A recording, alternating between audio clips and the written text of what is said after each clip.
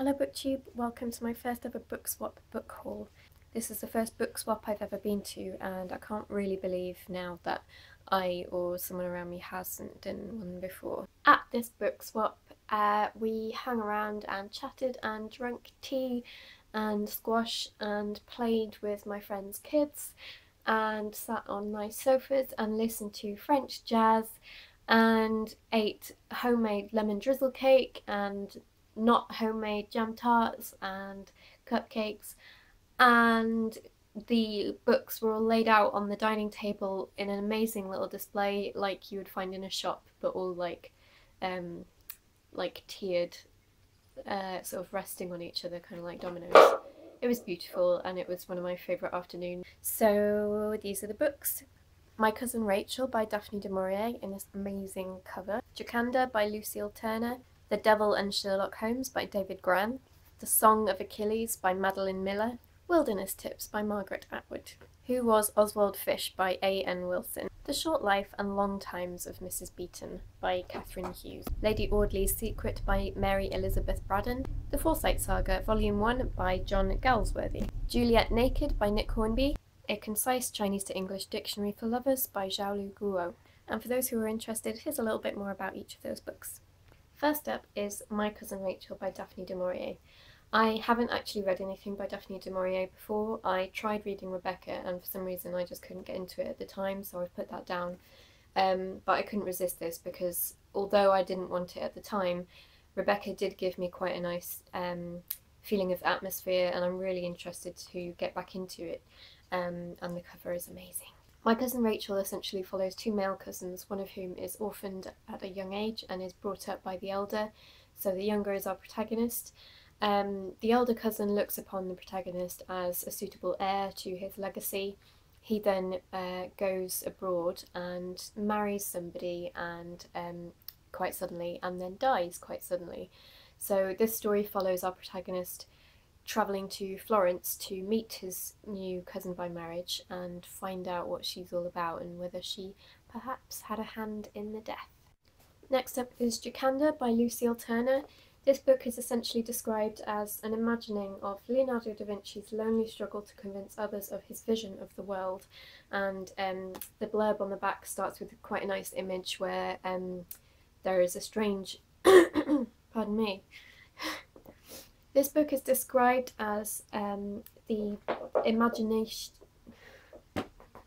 There is a lot more which is more sort of personable, as if it's a work of fiction and about some new character, so it kind of introduces you to Leonardo and sets the scene quite nicely. There's a nice image on the back about a strange creature pieced together sitting on a table in front of a boy who draws a picture of a monster. His first thought, men need saving from each other. His second, men need saving from themselves. So I thought that was really nice. Next up is The Devil and Sherlock Holmes by David Gran. I am a massive Sherlock Holmes fan, so this really excites me. I can't wait to A, finish the Sherlock Holmes canon so that I have it all in my head and can enjoy it and replay it, and B, move on to some of the fan fiction and inspired fiction from the Sherlock Holmes world. This one is about a Polish detective determining whether an author has left clues to a real murder in his book. I love books, I love authors, I love being a writer. I am really excited to see a new imagining of Sherlock Holmes. Next up is The Song of Achilles by Madeline Miller. This is about Achilles. This is essentially about the siege of Troy. And it's about heroes and gods and Greeks, and it sounds great. Next up is Wilderness Tips by Margaret Atwood. This, by the sound of it, includes short stories that are supernatural, magical and possibly horrific, so definitely colourful. Margaret Atwood is an author that I would really like to get into more. I only read Surfacing, that was at university, and it was really unpleasant, gave me a really sour aftertaste. So I stayed away from her for a little while, but that doesn't mean that she's not a good writer, because she verily is. So I am really excited to try something a little bit different by her. Next up is Who Was Oswald Fish by A.N. Wilson. This is a book that my friend really should have taken home because she has a homemade business called Miss Trout and is obsessed with all things sea. But for some reason she didn't allow herself to pick it up, and I couldn't leave it on the table because it sounds so balmy and fun and ridiculous, and the blurb on the back is so good humoured that I thought, yeah, okay, I'll shake your hand and I'll take you home, because good on you for having such a cool way of selling yourself. I can't really describe what this book is about because I don't think it really tells me on the back.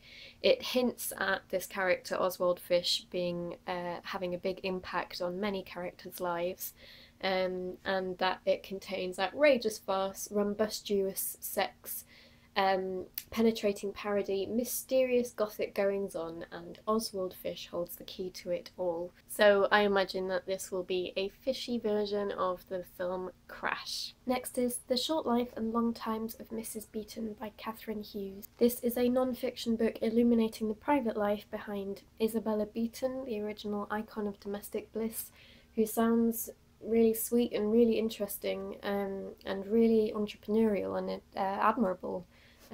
Quite inspirational. She died at the age of 28, but in her short life did many things, and I'm really excited to hear about those. Next up is Lady Audley's Secret by Mary Elizabeth Braddon. Now, this book, I'm guessing, is about a crime because it kind of tells me there, and from what I've read on the back I can kind of guess who done the crime, so I don't want to give too much away. Apparently it's a classic, so you probably all already know this. From what I can tell, this is about a Sir Audley and his very controversial, eyebrow-raising love affair and marriage to the newcomer in town who becomes Lady Audley, and her secret and the uncovering of that possible secret. Next up is The Forsyte Saga Volume 1 by John Galsworthy or Galsworthy. This book seems to be about an upper-class family adjusting to the times and trying to adapt to a realisation that perhaps their idea of who they are and where they stand in the world is possibly different to the ideas that the world has. So I'm interested in reading about families going through a change together. I don't see much of my own family, and I find big family stories very interesting because it's not a sort of area that I know very well, so I am interested to read about the dynasty and the legacy, and have a look into the relationships in there. That sounds really interesting. And given that there are more volumes and that this one is really thick, I'm looking forward to quite an epic, involved, long time spent with this family.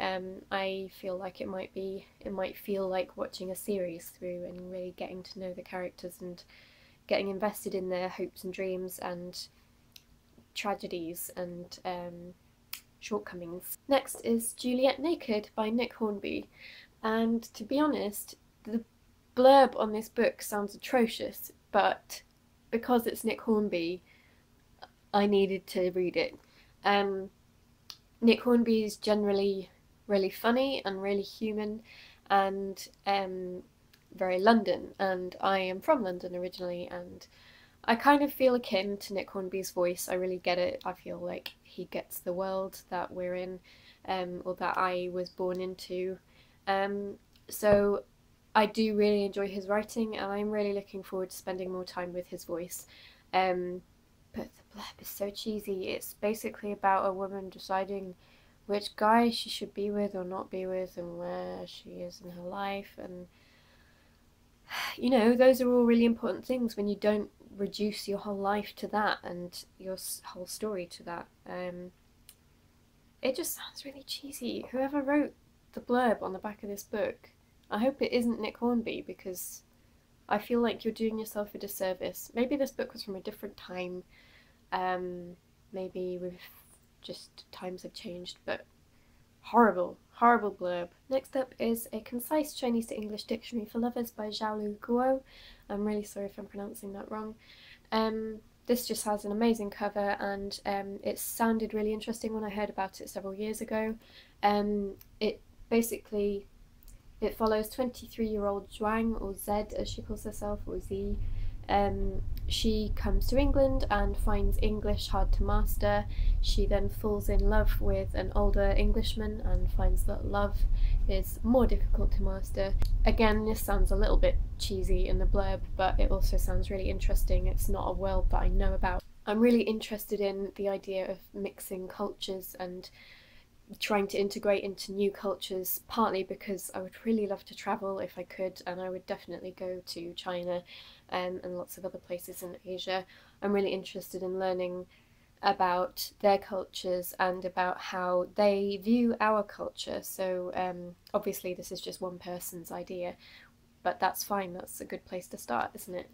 So I'm really looking forward to this. That is my first book swap book haul over and done with. Thank you for watching. Let me know in the comments if you have done a book swap, if you want to host one, if you have any tips for hosting one, what books you came home from one with, what books you would like to give to a book swap, and that's it. And thanks, and I will see you next time.